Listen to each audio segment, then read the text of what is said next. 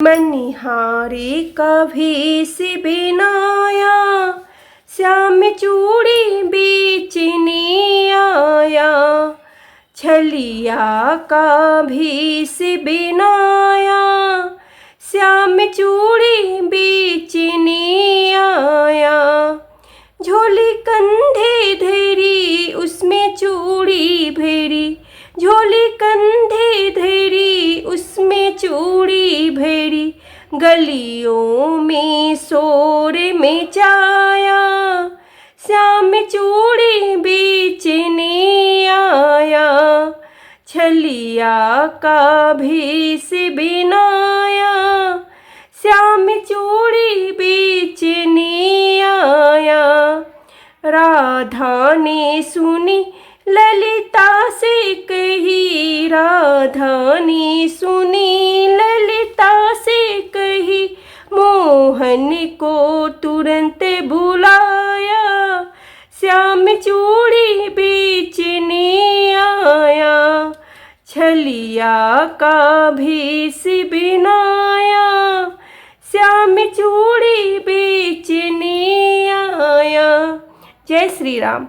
एक अयोध्या कांड का 107वां सर्ग। श्री राम का भरत को समझाकर उन्हें अयोध्या जाने का आदेश देना। जब भरत पुनः इस प्रकार प्रार्थना करने लगे, तब कुटुंबजनों के बीच में सत्कार पूर्वक बैठे हुए लक्ष्मण के बड़े भाई श्रीमान रामचंद्र जी ने उन्हें इस प्रकार उत्तर दिया।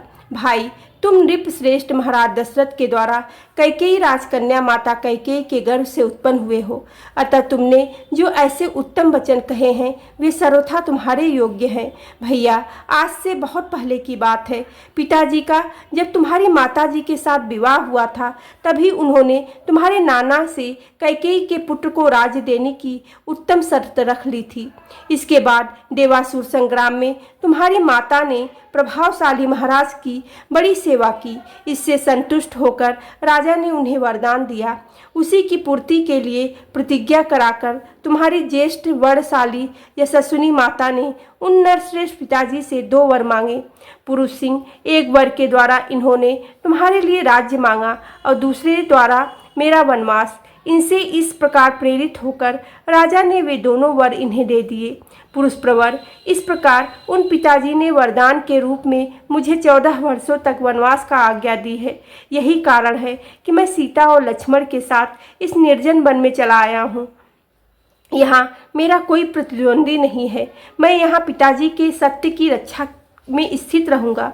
राजेंद्र, तुम भी अपनी आज्ञा मानकर शीघ्र ही राज्यपद पर अपना अभिषेक करा लो और पिता को सत्यवादी बनाओ। यही तुम्हारे लिए उचित है। धर्मज्ञ भरत, तुम मेरे लिए पूज्य पिता राजा दशरथ को कैकेयी के ऋण से मुक्त करो। उन्हें नरक में गिरने से बचाओ और माता का भी आनंद बढ़ाओ। तात, सुना जाता है कि बुद्धिमान यशस्वी राजा गए देशों में भी यज्ञ करते हुए पितरों की प्रति एक कहावत कही थी। वह इस प्रकार है। बेटा पूत नामक नरक से पिता का उद्धार करता है, इसलिए वह पुत्र कहा जाता है।